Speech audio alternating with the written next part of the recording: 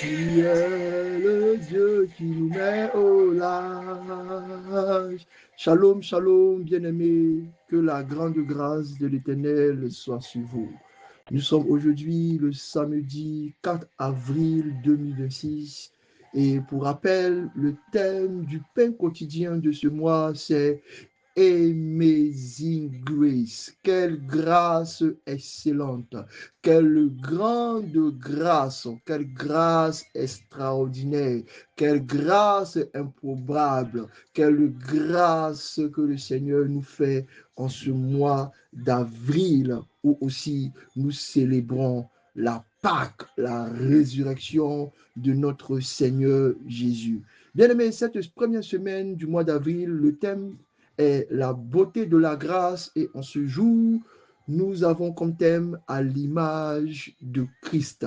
Notre verset de méditation se trouve dans 2 Corinthiens chapitre 3, versets 17 à 18, que nous lisons maintenant avec révérence. Mais bien avant, disons avec Christ. Père, oh mon Dieu, mon roi, que ce pain quotidien nous soit donné pour aujourd'hui. En ce pain que nous trouvons toutes les substances, tous les nutriments, toute la force, toute l'énergie, toute la puissance, toute l'onction, toute la bénédiction, toute la grande grâce que tu as disposée pour nous en ce jour. Oh mon Dieu, mon roi, que cette parole vienne, qu'elle ne soit pas entendue, qu'elle ne disparaisse pas de notre souvenir, mais plutôt qu'elle soit une puissance qui nous accompagne toute cette journée pour nous faire marcher dans la gloire, dans la foi, dans la joie et dans la puissance.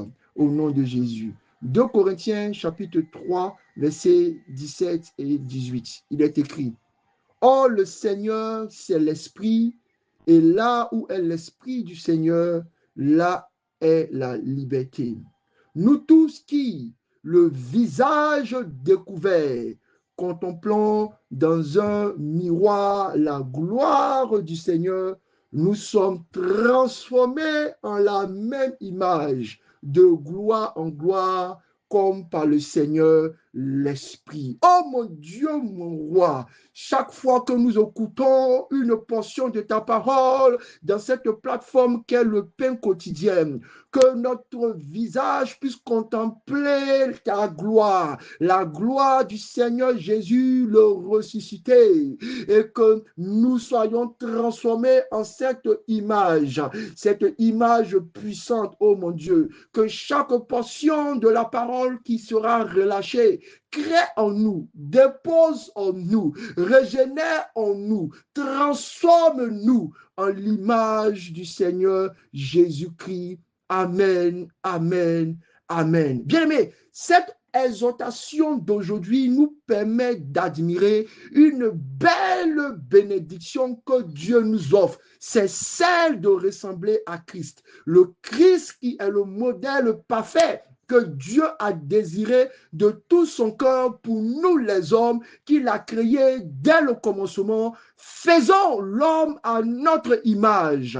Et c'est précisément cette image que la grâce, que la grande grâce de ce mois d'avril nous demande, Seigneur, nous donne de nous reconnecter afin de restaurer en nous, afin de disposer en nous, afin de placer en nous, afin de nous donner par cette grâce la capacité, le pouvoir de redevenir semblable à ce second Adam qu'est Jésus-Christ. Car il est écrit, car ceux qui ont reçu la parole, ceux qui ont reçu l'empreinte, ceux qui ont reçu la lumière ne sont plus nés de la chair ni du sang, mais ils sont nés de l'esprit qui leur donne le pouvoir, qui leur rend le pouvoir, qui leur accorde la puissance de devenir les fils de Dieu. Cette image que Dieu a voulu imprimer dans toute sa création et faire résider ici-bas sur terre. C'est aussi se souvenir du visage de Jésus-Christ, rayonnant d'amour, devant toutes ces personnes qui venaient à lui pour recevoir un miracle, pour recevoir une guérison, pour recevoir une délivrance, pour recevoir une restauration. C'est une invitation pour que nous aussi, nous portons la face de Jésus, nous portons l'image de Jésus, pour que nous puissions être la solution aux problèmes, à la misère de ce monde. Cette méditation d'aujourd'hui nous invite à redécouvrir l'image de Christ. Et redécouvrir l'image de Christ, c'est entrer dans une dimension de révélation qui nous donne de parler comme à Dieu face à face, car la face de l'Éternel rencontre la face de l'Éternel. Je prie au nom de Jésus que cette grâce, cette grande grâce de l'image de Christ soit imprimée sur nous, afin que comme Moïse, nous puissions rentrer dans cette réalité et que nous ayons cette affirmation dans les réalités spirituelles qui dit que je parle à Nathan, je parle à Rehoboth face à face. Cette méditation de ce matin t'invite à porter la face et l'image de Christ, toute la puissance, celle qui conduit à se tenir devant la présence de Dieu. Bien-aimés, la Bible nous donne de grandes descriptions de Christ. Mais ce matin, je voulais parler de trois qui ne sont pas principales, mais qui sont vraiment très importantes pour que nous puissions nous aussi les réimprimer en nous. La première nous montre le Seigneur comme le serviteur.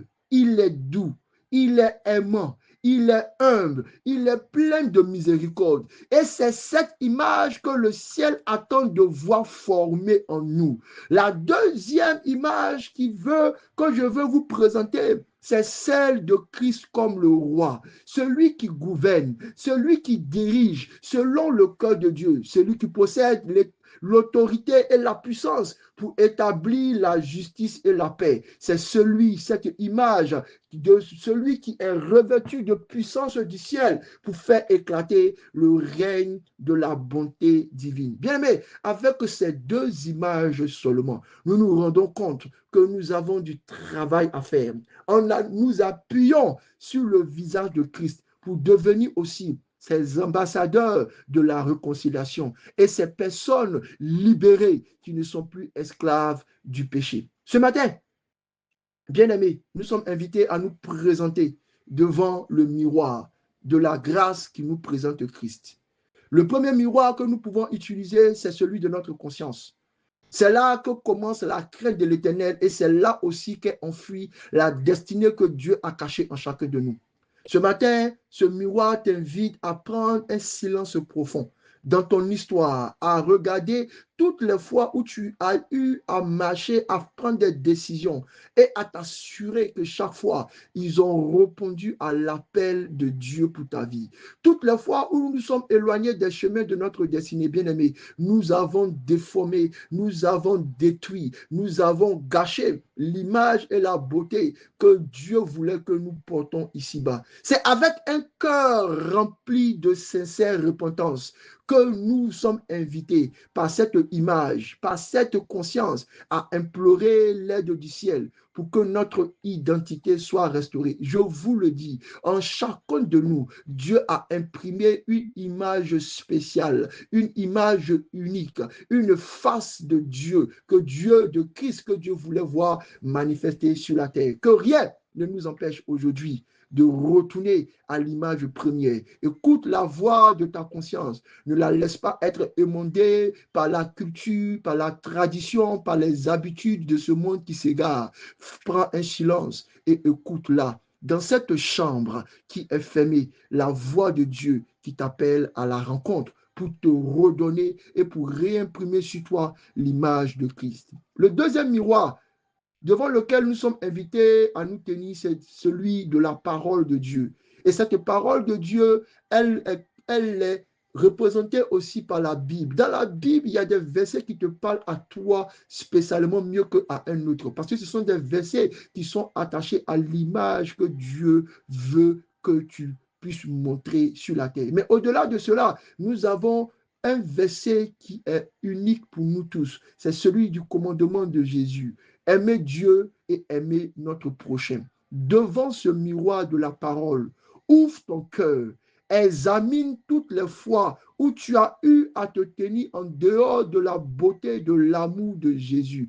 Toutes les fois où tu as brisé les divins commandements, les lois, les principes, les règles, les ordonnances de Dieu qui te poussaient à entrer dans la révélation de l'image que tu dois porter. C'est pourquoi, bien-aimé, je t'invite encore, après être passé devant le miroir de ta conscience, à passer maintenant devant le miroir de ta parole, à incliner ta tête et à dire sincèrement dans ton esprit, je reconnais que je ne puis et je ne peux obéir à toutes ces belles paroles, ces lois et ces règles que le Seigneur a données. Mais je crois qu'en ce jour, par l'alliance de Christ, la véritable alliance qui délie de toute oppression et qui accorde la liberté, mon cœur retourne à la parole. Dis avec moi encore une seconde fois, mon cœur retourne à la parole. Et je vais terminer cette exhortation avec un troisième miroir. Comme nous sommes dans la saison de Pâques, ce miroir, c'est celui de la croix. Souvenez-vous que Jésus, sur le chemin de la passion, en portant la croix, a eu dans son corps les blessures, a eu dans son corps les marques de la haine du monde. Il a été frappé, il a été brisé, son visage était tumifié, son visage était déchiré, son visage était meurtri. Sur son visage, il y avait l'expression du souffrant, mais dans le regard de Christ, rien n'a changé. Il a dit, Père, pardonne-leur, car ils ne savent pas ce qu'ils font.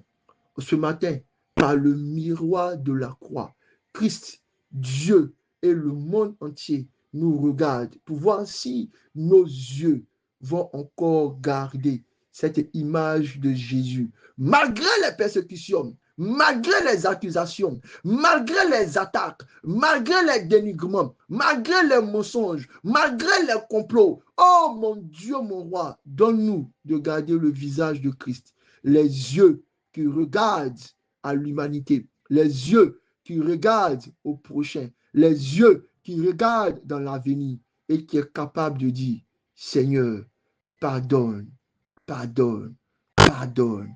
C'est avec cette image du visage de Christ et dans cette semaine de la Pâque que nous sommes aussi appelés à revêtir cette face de celui-là qui pardonne et qui donne le pardon d'un frère, qui donne le pardon à un ennemi, qui donne le pardon à un adversaire, qui donne le pardon à un ignorant. Que le Seigneur Jésus nous donne cette face. Aujourd'hui, la grâce nous appelle à la transformation. Elle ne nous laisse pas dans l'état où nous étions. Elle veut nous transformer. Elle nous élève. Elle nous façonne. Elle nous dispose et nous invite à une introspection pour que de gloire en gloire, nous puissions refléter réellement le Christ, notre Seigneur ressuscité. Seigneur, en ce jour, que la lumière de la résurrection brille sur ma face. Fais-lui sur ma face ton visage et accorde-moi ta grande grâce. Bénédiction.